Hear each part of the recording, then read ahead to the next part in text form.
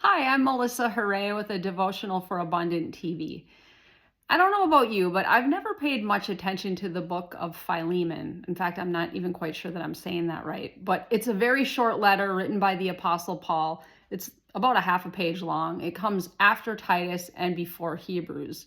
And I was making a pass through it over the past weekend, and there was something in there that stood out to me in a completely new way. And just for a little background, Philemon was a believer in the church at Colossus, and Paul was writing to him. He was writing to him during his imprisonment in Rome because he had encountered Onesimus, who had been a former slave of Philemon. And Paul was writing on his behalf and pleading with his friend to please look at him now as a brother in Christ.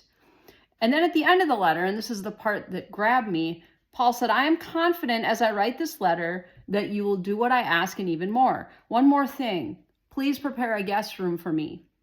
For I am hoping that God will answer your prayers and allow me to return to you soon. And for some reason, when I read that, I underlined, please prepare a guest room for me. Paul is pleading with his friend and saying, I have hope that God is going to hear your prayers for me while I'm here in prison and that I will soon return to you. So he's anticipating that God is going to move in his situation. And I think we need to do that more. We need to get more faithful, more action oriented, start preparing for what we're expecting God to do. Start getting ready, start clearing out the clutter in our lives so that we are ready when God moves that new thing in. I'm convinced that a lot of times we don't see God move in our circumstances because we're not ready. He's waiting for us to do something.